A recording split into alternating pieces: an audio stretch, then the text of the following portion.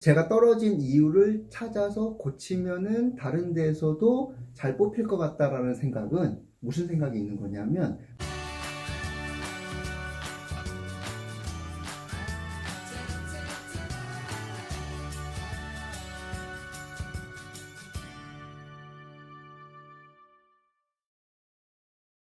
그러면 여기서 딱 네. 궁금한 게 나오네요. 좋은 기간을 예, 어떻게 예. 알아볼 수 있을까요?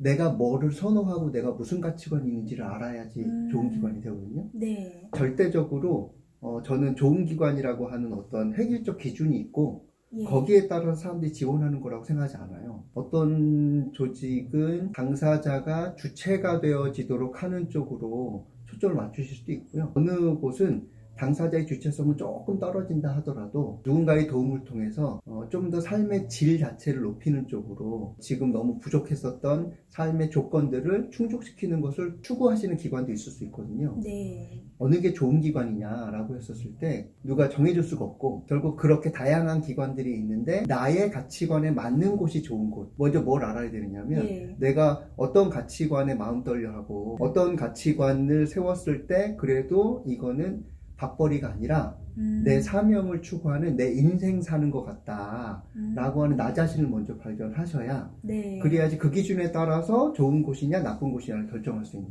제가 이런 얘기를 듣는데 제 마음이 좁아지네요. 지금 약간 딜레마? 그런 슬럼프에 와 있는 분들한테 도움이 될 것 같아요. 이 말씀들이. 자기 자신을 아는 게 가장 그쵸. 조금 중요하네요. 예, 자기 예. 가치관이라든지. 예. 실무자는 좀 괜찮아요. 그래도 현장에서 경험을 해보고 예. 경험을 해보면서 다른 분야도 좀 접촉해보기 시작하면서 예. 내가 여기에 맞는지 안 맞는지를 확인할 수 있거든요. 네네. 근데 사회복지학과 학생 같은 경우에는 현장을 경험하고, 즉 간접적으로라도 경험하지 않고 계속 책에 파묻혀 있으면 이성적으로는 나는 이 분야가 맞을 것 같은데 직접 가보면 안 맞는다는 것들을 확인할 수도 있어요. 그러니까 네. 이상적으로는 내가 분명히 이 분야에 대해서 맞을 것 같았는데 직접 가서 봤더니 이건 설명할 수 없지만 나랑 안 맞는 분야도 있을 수 있거든요. 예. 근데 이걸 발견 못하고 일단 가는 거예요. 이게 우리 한국 교육에서의 문제점인데, 고등학생 때까지 어느 학 분야가 있는지조차 잘 모르고 있어도 그냥 책에 나열되어 있는 것들을 쭉 보거든요. 그래서 고등학교 때 이 분야와 이 학과하면 참 좋겠다라고 생각해서 지원해서 갔는데 가서 봤더니 내가 생각한 거랑 달라서 대부분 학교에서 공부한 거랑 실제로 직업을 구하는 거랑 다르게 하거든요. 거기 너무 이성적으로만 생각한 거고 실제로 몸으로 부딪혔을 때 그 느끼는 거는 완전히 다른 건데 이 부분을 잘 몰라서 그런 거죠. 맞아요. 예. 그러면 사회복지학과 학생들 중에서는 공부하시는 것도 필요한데 현장의 다양한 분야들을 접촉해서 나하고 맞는가 이거 확인해 봐야 되는 거예요. 저희 사람 만날 때도 그러잖아요. 저 사람 참 좋은 사람이라고 만나보라고. 그래서 분명히 설명을 들었을 때는 분명히 좋은 사람이고 머리로는 좋다는 걸 알겠는데 만났는데 괜히 기분 나쁜 사람이 있고 그러거든요.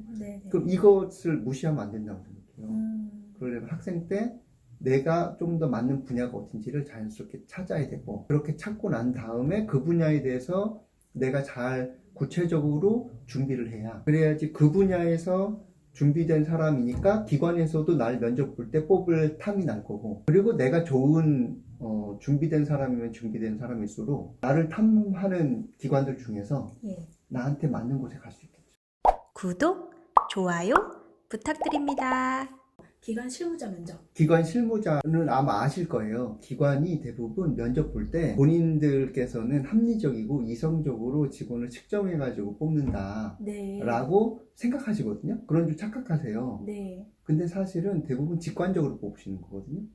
아, 그래요? 그럼요. 직관적으로 뽑아요. 즉 이성보다 감성적인 부분들이 먼저 작동하고, 그래서 감성적인 부분을 가지고 판단이 먼저 들어온 다음에 그걸 이성으로 합리화하는 방식으로 대부분 사람을 뽑아요. 사회복지 기관만 그런 게 아니라 제도화되어 있고 구조화되어 있는 곳을 뺀 나머지 그냥 면접위원들이 그냥 들어가서 크게 준비 없이 이런 거 물어볼까? 라고 하고 들어가는 곳은 전부 다 여기서 벗어나기가 어려워요. 네. 그래서 예를 들면 봤는데 모습이 너무 좋아요. 호감이 생겼어요. 네. 면접자가. 네. 그러면은 그때부터 뭘 생각하느냐면 머릿속에서 아, 저 사람은 참 좋은 사람 같아. 뽑고 싶어 라고 하는 호감이 먼저 생기고 네. 그러면은 대답할 때마다 이 사람을 뽑아야 되는 근거를 계속 찾는 거예요. 내 머릿속에서. 아, 네네. 예. 그렇게 작동해요, 대부분. 그럼 인상이 좋아야 되겠네요. 아, 그러니까요. 그래서 일단 직관적으로 기관이 뽑는 것이니까 네. 그 얘기는 반대로 내가 떨어진 이유를 기관도 나한테 설명해 주기 어려워요. 아, 네네. 그래서 가끔 가다가 뭐 기관에 제가 면접을 봤는데 기관에서 저를 떨어뜨렸는데 왜 떨어뜨렸는지를 알려주시면 그러면 제가 그걸 보완해서 딴 데 가면 참 좋겠어요. 뭐 이런 얘기를 하시는 분이 있더라고요. 물어봐요, 맞아요. 그때는 뽑으신 분도 당신의 호감이 안 느껴졌어 이렇게 쓰실 수도 없거든요. 예. 그리고 본인이 그렇게 뽑았다고 생각도 안 하기 때문에 네. 어떤 이유를 이야기할 텐데 예. 그 이유가 핵심적인 이유가 아닐 가능성이 높아요. 왜냐면 직관적으로 뽑는 거니까. 네네. 대신에 머리로는 이성적으로 뽑았다고 본인은 착각하시니까. 제가 떨어진 이유를 찾아서 고치면은 다른 데에서도 잘 뽑힐 것 같다라는 생각은 무슨 생각이 있는 거냐면 모든 기관이 같은 기준으로 뽑는다는 생각이니까 그렇게 얘기하시는 거예요. 근데 모든 기관은 같은 기준으로 뽑지 않아요. 내 기준이 어떠냐에 따라서 좋은 기관이 구분되는 것처럼 예. 모든 기관은 각자의 기준들이 있고 그 네. 기준에 따라서 뽑는 거니까 나도 어차피 실무자로서 자리를 옮길 때 다른 기관을 보잖아요. 네. 가려고 할 때 네. 한 군데밖에 못 간단 말이에요. 네, 맞아요. 네. 그러면 모든 기관을 만족시키는 사람으로 되려고 하는 순간 오히려 색깔이 없어져요. 자기만의 색깔. 일로 가야 되는 거예요.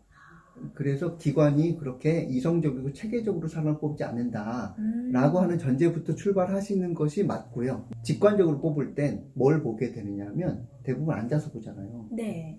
앉아서 보면 볼 수 있는 게 두 가지밖에 없어요. 언어, 예. 태도, 네. 이거밖에 없어요.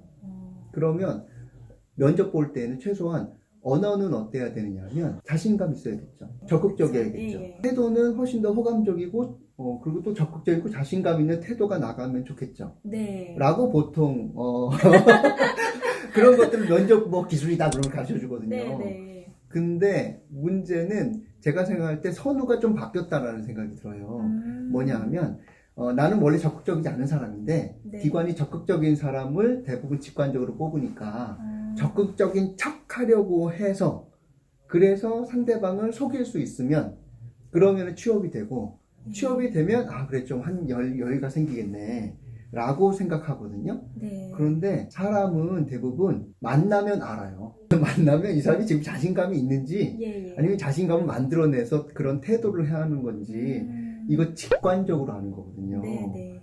그래서 대부분 사람들이 페이스북에서 글로 이야기하다가 오해가 생기잖아요. 네. 그러면은 통화를 하고 예. 통화를 하면서 억양 같은 걸 들으면서 이걸 알게 되고 그러다가 확실하게 아는 거는 만나서 눈을 보고 이야기하기 시작하면은 이 사람의 글보다 그 진정성이라고 하는 게 느껴지거든요. 네. 그래서 척하면 안 돼요. 척하는 순간 상대방을 속여먹겠다는 뜻이 되는 거고 실무자이면서 구직을 하시는 분이 기관에서 오래 일하셨던 분보다 사회생활이 짧으면 짧았지 길진 않을 가능성이 높거든요. 네. 그러면 더 많은 고생을 하셨던 분 같은 경우에는 이게 진심인지 아닌지 얼추 맞춰요.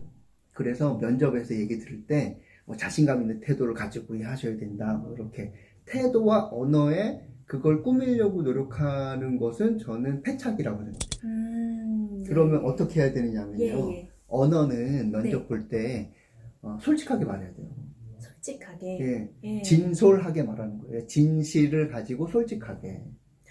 팩트입니다. 예, 예. 근데 대부분 친구 만날 때는 진솔하게 얘기하거든요. 네. 친구한테 잘 보이려고 하는 게 아니라 친한 친구 같은 경우에는 내가 어떤 사람인지 알기 때문에 진솔하게 이야기할 때 내가 생각하는 바들을 있는 그대로 이야기할 때 매우 자신 있게 얘기해요.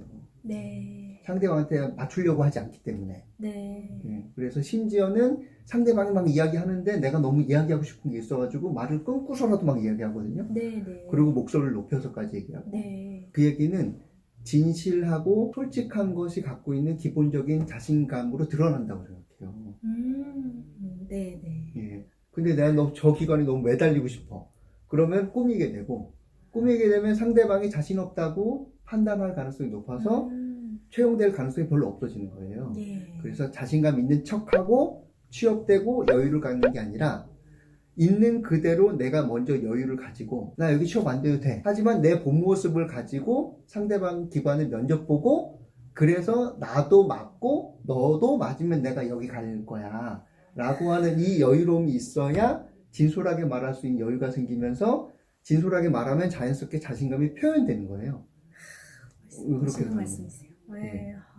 거기에서 또 뭔가 이렇게 열정적으로 본인이 하고 싶은 어, 마음도 네. 사실 생겨야 되기 그렇죠. 때문에 예. 예. 그런 자신의 그런 진솔한 마음도 얘기할 수 있고 또 거기에서도 서로 맞아야 된다는 예. 또 생각이 드네요. 예. 예. 거기에 있어서 그 말씀하신 그 여유라는 게 예.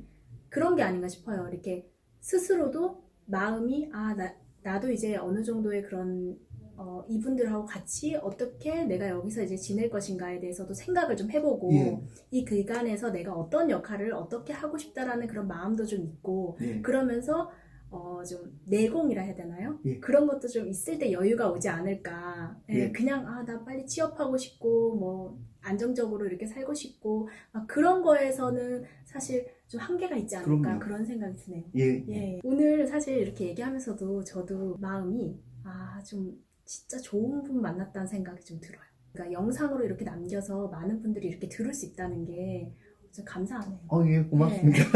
좋게 봐주셔서.